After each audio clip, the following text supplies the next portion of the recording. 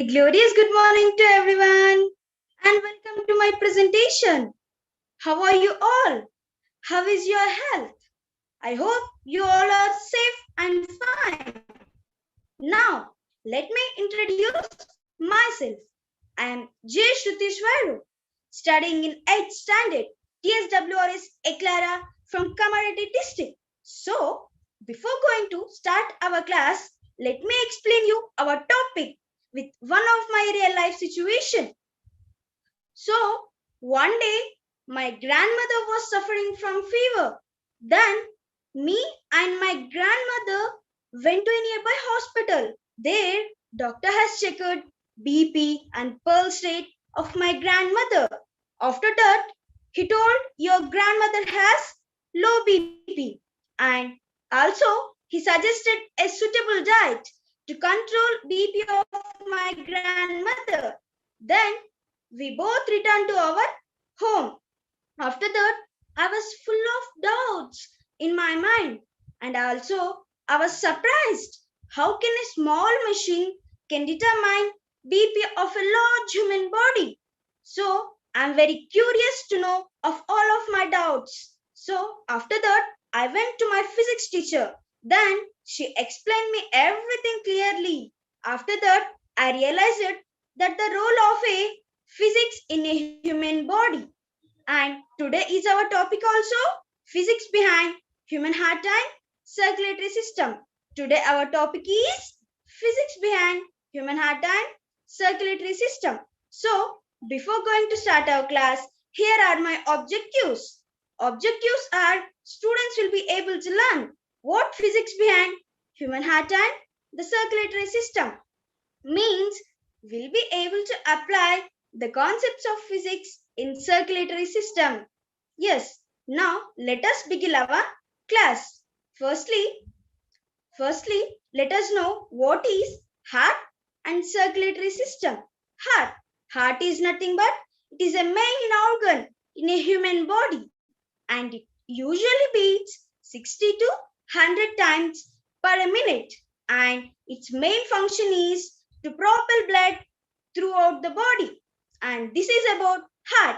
Now let us learn about what is circulatory system. Circulatory system is nothing but it is made up of blood vessels and these blood vessels help the blood to flow throughout the body. This is about circulatory system. Now, I think you understood what is heart and what is circulatory system. Now, let us into our next slide. Yes, now let us learn how it is related to the physics, how it is heart and circulatory system related to the physics. And there are so many multiple ways which physics can play a role in the circulatory system. And that multiple ways are, let us see, what are they? They are influence of gravity. And second one is velocity of flow.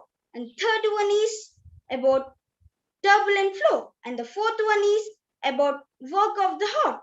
And fifth one is about viscosity. And the last one is about fluid flow down pressure gradient.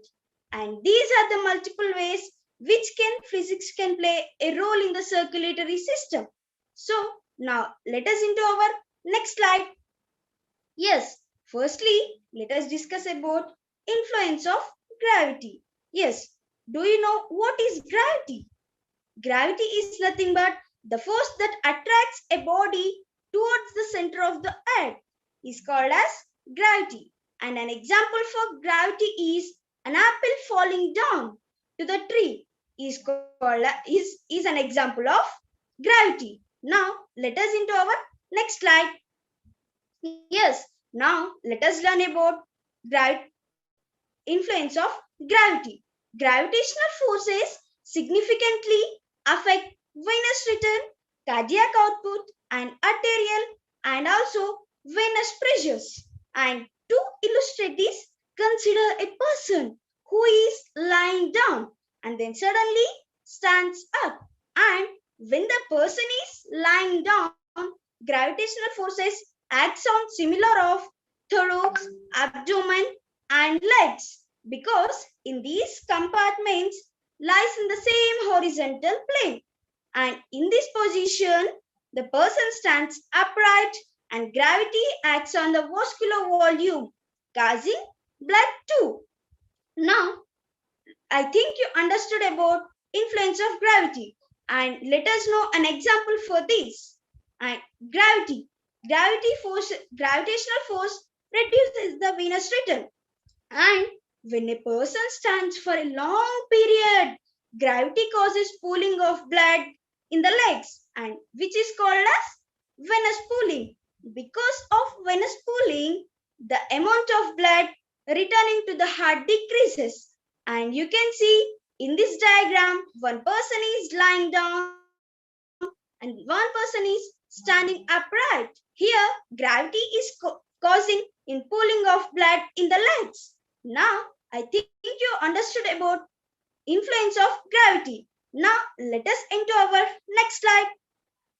Yes, here is about fluid flow down pressure gradient. Do you know what is pressure?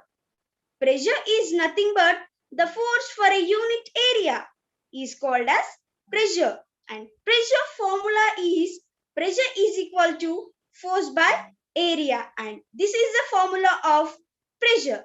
Now let us into our next slide. Yes, blood pressure.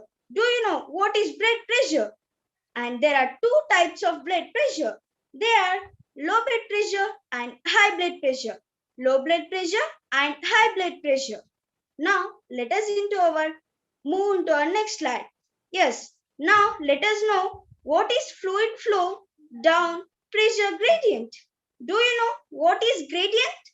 Gradient is nothing but an increasement or decreasement of a property is called as gradient.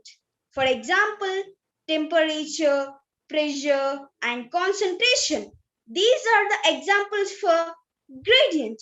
Now, let us know what is fluid flow down pressure gradient. Pressure is a measure of the force and that the blood exerts against to the vessel walls through the vessels, and the rate or velocity of blood flows varies inversely with the total cross-sectional area of the blood vessels. And resistance. Resistance is a force that opposes the flow of a fluid, and also most of the resistance is due to a vessel diameter, and as vessel diameter decreases, the resistance increases, and also blood flow decreases. Now let us move into our next slide. In this slide there are two diagrams. One is about no hypertension and hypertension. Now let us learn about what is no hypertension and hypertension. No hypertension is nothing but heart pumping normally and blood flows easily through the vessels. This is about no hypertension.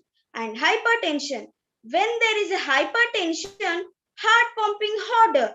Also, blood may not flow easily through the vessels. And do you know, hypertension is also called as high blood pressure.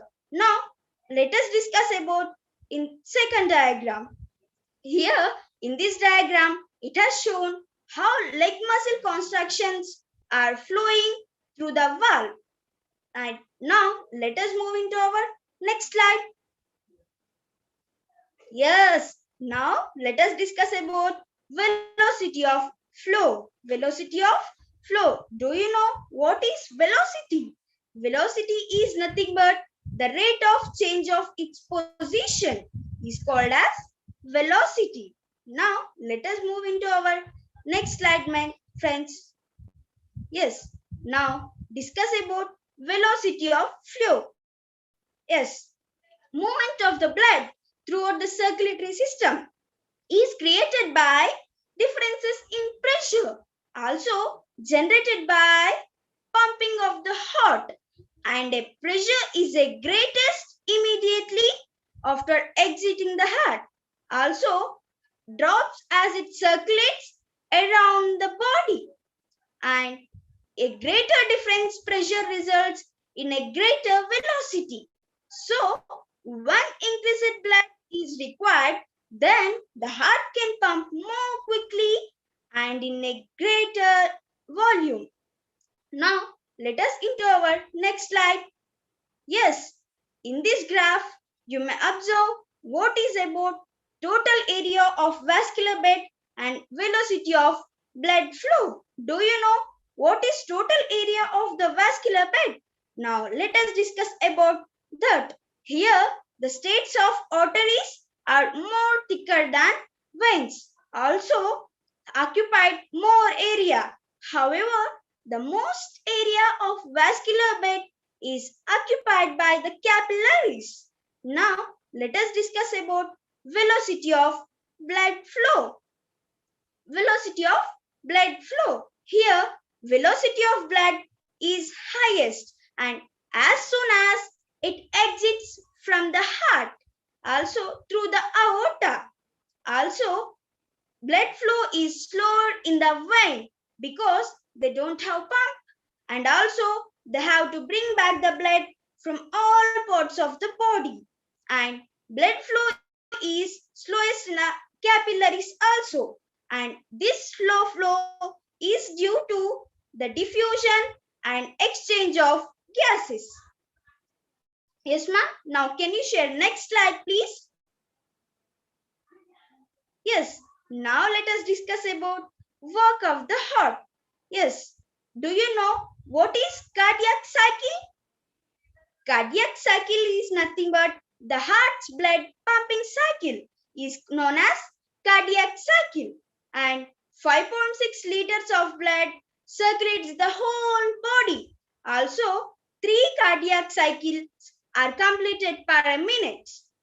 And now let us discuss about what is systole and diastole. Systole and diastole. A systole is a short period and that occurs when the mitral valves and tricuspid valves are closed, and the diastole is relatively a long period, and this occurs when the pulmonary valves and aortic valves are closed, and the relationship between systole and diastole is reference in measuring the blood pressure. Also, an adult normal heart rate is at 72 beats per minute, and while children normally yield higher heart rates. Now, let us move into our next slide, please. Yes, in this slide, you may observe a heart diagram. In this heart diagram, there are so many organs. And in these organs, you may observe pulmonary valve, aortic valve, and tricuspid valve, also mitral valve. Yes, when the tricuspid valve and mitral valves are closed, then the systole occurs. And when the pulmonary valves and aortic valves are closed, then the diastole occurs. And I think you understood about what is difference between systole and diastole. Now, let us move into our next slide.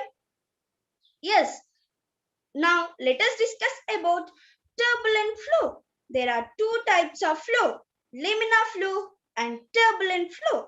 Now, let us discuss about laminar flow. Laminar flow is nothing but it occurs when blood moves in an ordered way and with parallel layers through the arteries and with no obstructions to agitate the layers. And an example would be an easy for flowing straight lines with a smooth parallel layers for even bottom and shoreline. Now, let us discuss about turbulent flow. Turbulent flow describes a situation where there is a flow of pathway becomes disorganized and with layers break formation, also eddy currents are formed. And an example for turbulent flow is a river with a rapid flows and winding with a variable depths and with many obstructions. As like this also, turbulent flow generates a many obstructions between the flow of a fluid. Now, let us move into our next slide, please. Yes, in this slide, you may observe what is the difference between laminar flow and turbulent flow. In laminar flow, the flow of a fluid is in an ordered way, and in a turbulent flow, there are many obstructions between the flow of a fluid. Now, I think you understood what is difference between laminar flow and turbulent flow. Now, let us move into our next slide. Yes, now let us discuss about viscosity. First of all, do you know what is viscosity? Viscosity is nothing but the state of being thick and sticky is called as viscosity. And viscosity is an intrinsic property of fluids and it related to the internal friction of adjacent fluid layers. And the interaction between fluids is depend upon the chemical nature of the fluid. Now, and also whether it is a homogeneous or heterogeneous in composition. There is an inverse relationship between flow of blood.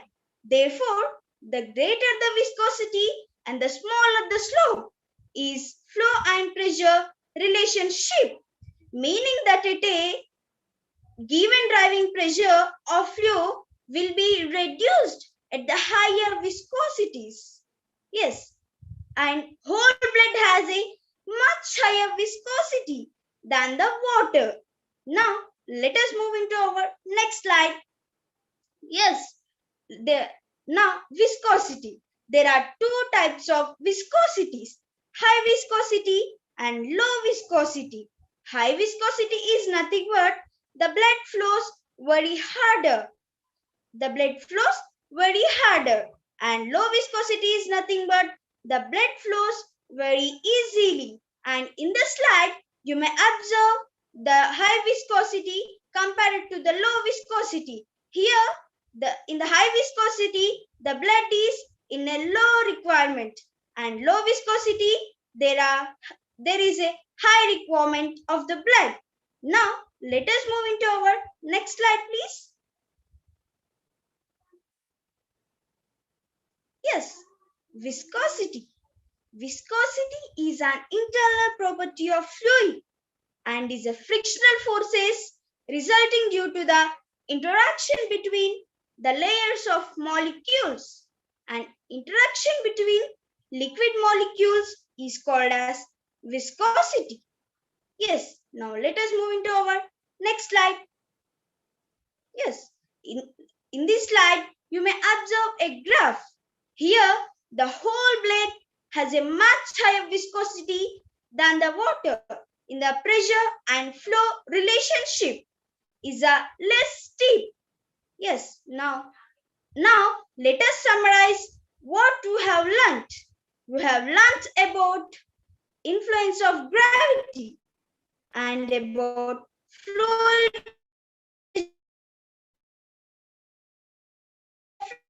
and next one is about turbulent flow and next one is about work of the heart and the last one is about viscosity. Now I think you understood my class. Yes, now it is time to answer the questions which are given by the viewers. Thank you, Shruti.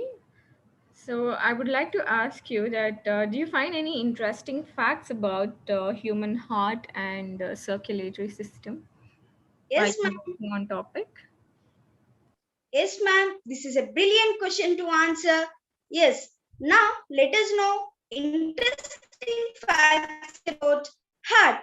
Do you know newborn babies have fastest heartbeats and also your heart pump 2000 gallons of blood in a day. And also, do you know a heart attack mostly often in Monday mornings. Now, let us know what is interesting facts about circulatory system. Yes, in the circulatory system of the human body, stretches 66,000 miles. And also, the heart beats 2.5 billion times during in the life period of 75 years old. And these are the interesting facts about heart and circulatory system. Yes, ma'am. Thank you. Also, what could be some of the problems of circulatory system and human body? Yes, ma'am. This is also an interesting question to answer. And there are so many common problems in circulatory system, and one is aneurysm. Aneurysm. Yes, this is a weak spot in the wall of an artery. And second one is about atherosclerosis, and this is a disease in the circulatory system, and this causes a narrowing arteries with a plaque deposits. Yes, ma'am. This is my answer. Thank you. But do you think does it have any connection with physics? Whatever the problems that you've mentioned, Yes, ma'am. does it have any connection with the physical concepts that you've explained? Yes, ma'am. There are so many ways in physics, ma'am. Yes. Okay, thank you. And also, what? So you've explained about the pressure, volume, and all of that. So, but then, can you also just give a clear idea on the relationship between the pressure and volume? Yes. The pressure to its gas inversely proportional to the volume when the temperature is constant. Here, the product of pressure and volume is constant when the temperature is constant. Yes, ma'am. This is a relationship between pressure and volume in physics. Thank you, Shruti. We are done. Okay.